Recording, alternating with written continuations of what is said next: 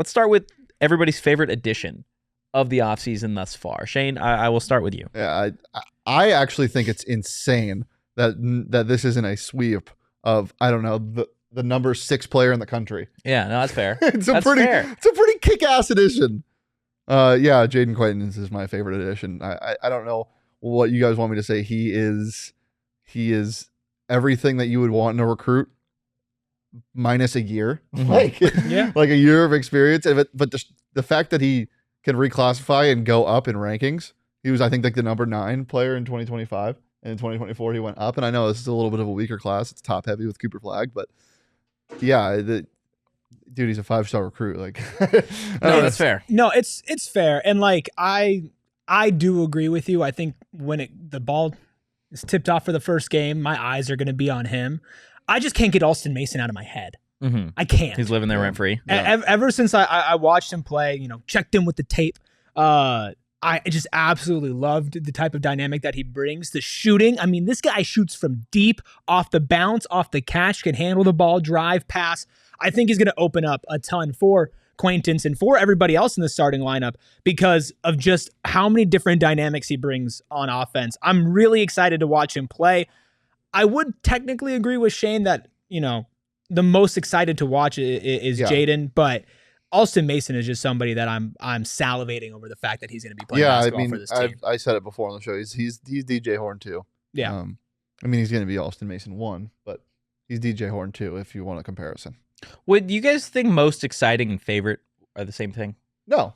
I think the most exciting addition is Quaintance. I think for me that's definitely the most exciting, but it's also my favorite. No, it can definitely be your favorite. I'm not saying it can't be. I'm just best edition. For me, I think I think he has the potential to be, for sure. I think for me, the one thing that's been lacking, not necessarily. Yes. The one thing that lacked for this team last year, or I guess the one of many things that lacked for ASU last year, was their ability to just score, to look to a guy and be like, you know what, we just need you to go for 25. Yeah.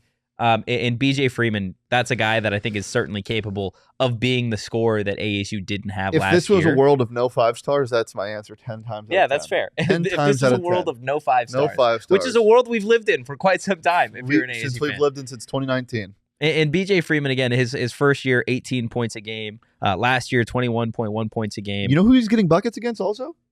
JoJo Peterson and the Mastodons of Indiana, Purdue, Fort Wayne. Jackson. No, he wasn't. Who was he getting buckets against? He was in the MAC. Okay, still. No. What do you mean no? No, I'm singing his praises. Are you? Yes. I feel like he's shitting on BJ Freeman. No, this is a positive IPFW is my freaking squad. You think I would slander the Mastodons? No, I just like to give you crap from now and come on, every now and again. And you don't know the difference between the MAC and the Horizon. I didn't realize how big Freeman is. 6. Okay, I knew they were two different. I know. I'm just 6'6" as a guard. 6'6", 200 pounds. He is an efficient scorer, which, again, is another thing that Arizona State hasn't had a whole lot of in the past. We're used to players just Alonzo Gaffney just ripping it from behind the arc and just letting it fly. Letting it go. This guy actually makes his shots from behind the arc. Jeez. Sorry, man. You don't have to be mean. I don't think he's doing it because he has to. He's doing it because he wants to. That's factual. Yeah, I know he's doing it. Nobody has to be mean. I'm not being mean. That's the truth. Is it right? Am I wrong? That's what mean people say. Am I wrong? See, but you're not telling. You're telling the truth, but you're twisting the knife. You're not saying Alonzo Gaffney didn't make a lot of threes and just miss them. You just take them and miss them. That's rude. He took them and missed them. It's rude. I wish he was a better basketball player. There you go. You do? Yep. Yeah, that's fair. Never mind. I'm just gonna stop there. I'm gonna stop there. All right. The roster is I would like to say almost complete. You still got a couple scholarships that you could throw out there. I think there's going to be a major addition. Maybe you still think there's a major addition? Absolutely. The portal additions ASU got were so early this year. Like the fact that they only have 2 scholarships left to fill. It was only one before the person we're going to talk about later decommitted. Like there's still a shit ton of names out there. Yeah, like a lot, and you still need to fill some guys. You need a primary ball handler. Austin Mason is listed as a point guard, but he's not a facilitator. Like he's not a true facilitator.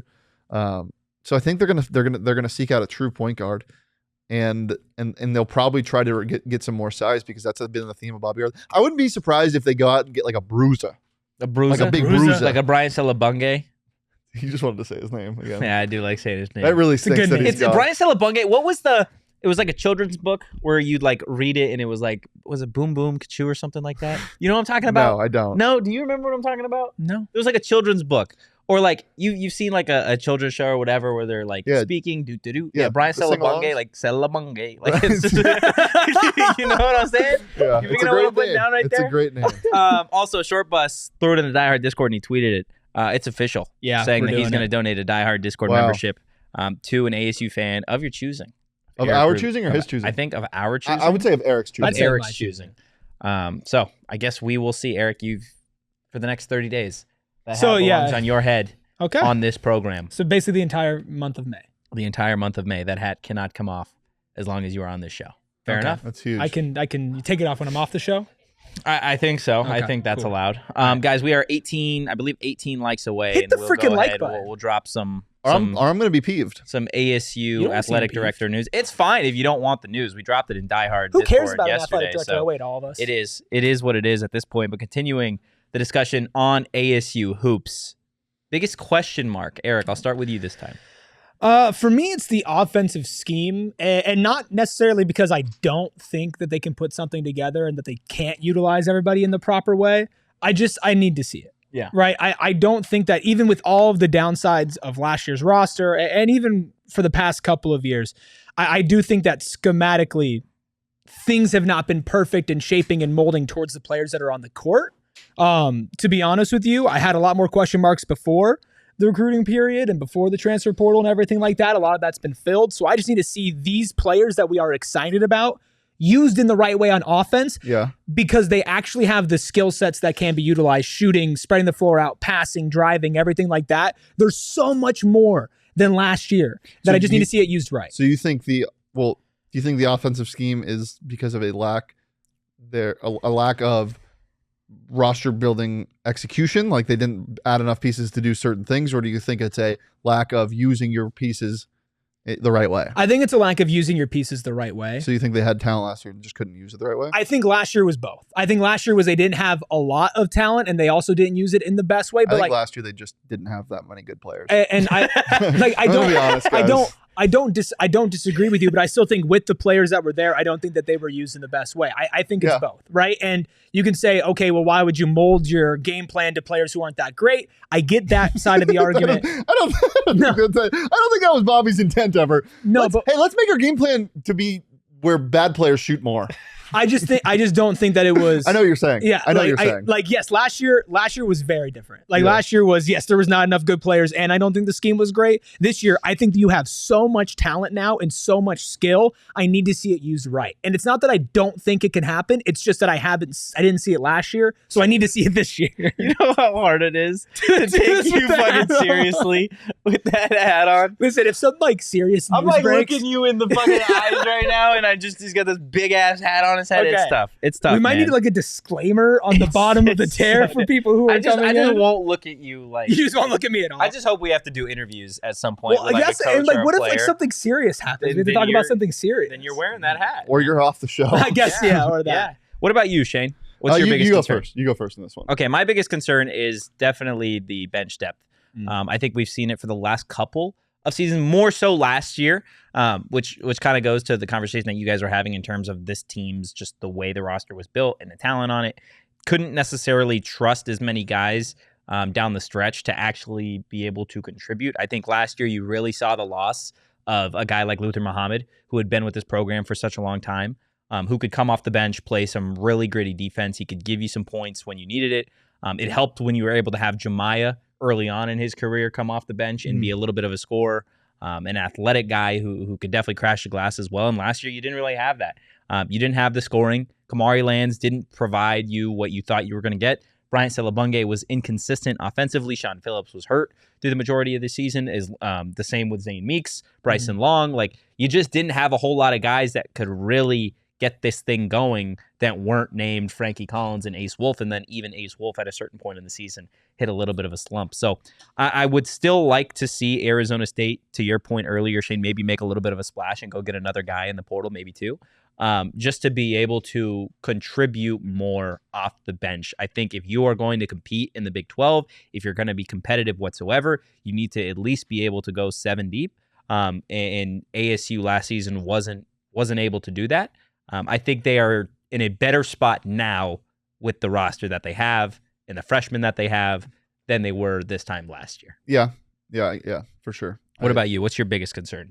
Mine is command, and I mean that with the kind of just the floor in general, and the command of the game, and that's not on Bobby. That's Bobby can't play. Bobby's not the one calling, passing the ball and running the offense. He might be calling the plays, but he's not the one commanding the offense. And you haven't had it like Frankie was a leader, but he wasn't really a floor general. Yeah. And ASU hasn't had a floor general and Remy Martin was the closest thing to that in recent years. This team needs more command on offense and defense too. It would help out. The rotations are usually good, but the reason why their defense has been solid is because Bobby recruits athletes. Yeah, and they can defend their asses off because the more athletic you are, the easier it is to defend, obviously. But command on offense is something that would help this team tremendously, because how many times have we seen an 8-0 run by the opposition and ASU's just like panic mode? That can't happen. That can't happen going to the Big 12 when, as I said, you're going to go play at these really hostile environments where, oh shit, 10-0 run comes. Like, you can't put your tail between your legs. Like, you got to fight. And you have to be able to command this offense. So that's my biggest concern right now, because as I mentioned before, like, yes, Alston Mason is listed as a point guard. Yes, Austin Nunez is returning, but do you trust those two to command the floor? We don't know about Alston Mason yet, and I don't know if Nunez has grown that much as a leader because he hasn't had the opportunity to. So my biggest concern is the command on offense still, and I hope they can add another veteran presence. And some of the guys that got in the portal, like BJ Freeman has played ball, but like for a while, but he hasn't played ball at a Division I, like a high Division I level yet. Went community college, then Horizon League. Alston Mason, Missouri State, right? Yeah. So that's my biggest concern. And I think ours kind of play into each other, Shane. We're like, yeah, you need somebody who can kind of run the show and to have command. But I think also if you have a really sound set scheme that everybody's confident in, if another team goes on an 8-0 run, then you don't have to think, what's going on? What are we doing? How are we going to get out of this? You know the game plan. You know it's solid. Yeah. And so I think those things play into each other. But I like that when we talk about question marks, we're talking about things that like can be implemented, things that can be worked on. And like Alston Mason was definitely more emphasized on scoring at his past spot, but now I think there's going to be more talent around him. And so he might go and look at that and say, I need to become more of a point guard. Yeah. Res Devil brings it up. A thing that would really help command is chemistry. And that's why, I mean, you think of the great teams in college basketball, like Bobby's brother, UConn, the guys like Tristan Newton and Cam Spencer, when those teams got in trouble, which was very, very rare when those UConn teams would get in trouble, it was calm. Tristan Newton, 5-year guy, and I know he's only there for 2 years, but like you could just tell this team knew where everybody was at all times, or where they were going to be, rather. Yeah. And those guys just commanded the floor. They calmed down, like they made teams play to their pace, and that's what great teams do, and that starts with chemistry. That's the number one thing. And obviously, it's hard to build chemistry when every single team is new and every player is new to each other. Yeah. And so that's the hardest part. And hopefully you can start to get some consistency here soon with what looks like a new age of recruiting of ASU hoops, and hopefully, your next AD can put some emphasis into a new facility for Bobby and company. Yeah. Shane, I believe what you're trying to say is a connected team is a dangerous team.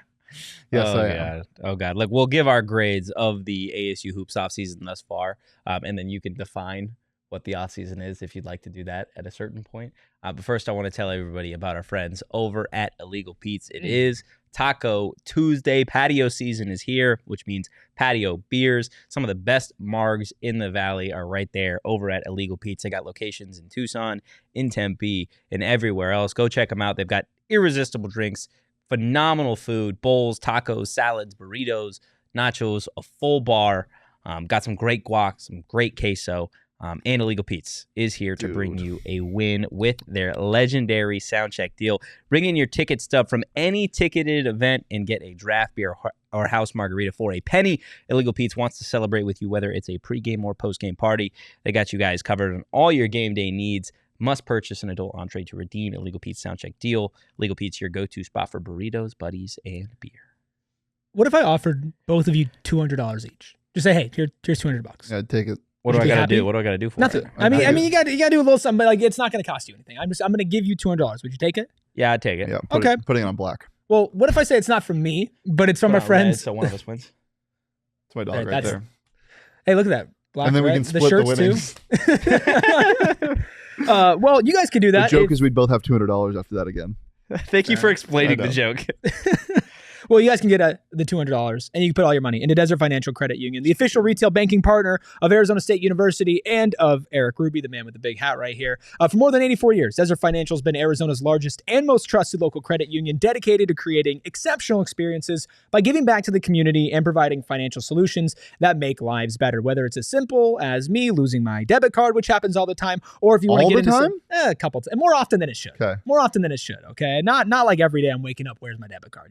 But more than I'd like to admit. Mortgages, loans, investment options, they're here for you with all that as well. Great customer service team. And also you can get $200 for free by opening up a checking account with Desert Financial. Plus you can get 3 different ASU branded Visa debit cards. Just go to desertfinancial.com/ASU to get started. All right, guys, it's the end of the semester. Report cards, grades are in. Let's hear them. Eric, what do you have for Bobby Hurley Sun Devils thus far? I'm going to give him an A. I like what they've done. And I don't know if I've been maybe grading on a curve because of the expectations, but if I was, I might even go up to an A+. Yeah. But great recruiting class. The best that Bobby's ever had. Really strong portal group as well. Given the funding, given the state of the program, I don't think you could really ask for much more. Yeah. No, that's absolutely fair. What do you think, Shane? Yeah, that's why it's not an A+. You couldn't really ask for much more, but there's still room. Yeah. Because you're going into the Big 12. Like you needed to do this. So I guess it's kind of the baseline, but the baseline was really high. Yeah. So there is always room for improvement. Like to make this offseason perfect for me, you need to use these 2 scholarships and there could be 3 scholarships available also, depending on Bryson Long's injury history and what happens from that, or medical history. So you bring in 2 to 3 impact guys. You bring in a shooter. You bring in like just a pure shooter, a Bryson Long. Yeah. If he's not here, you bring in a guy that has experience being a point guard, just a point guard. And I think you bring in a little more size. That's a perfect offseason for me. Yeah. 3 impact guys like that. No, you're absolutely right. I think for me, that's why I gave him an A-. I still think this team, I'm interested to see what they do with the remaining scholarship spots on this roster. If you're able to go, I think Bobby could take this one of 2 ways. I think he can either go get a potential project, a potential type of guy that has the capability of being a real talented guy. Man. No, and I think he could take it that way, or he could go and do what you're saying, go get a proven veteran that knows how to win and play at a high level.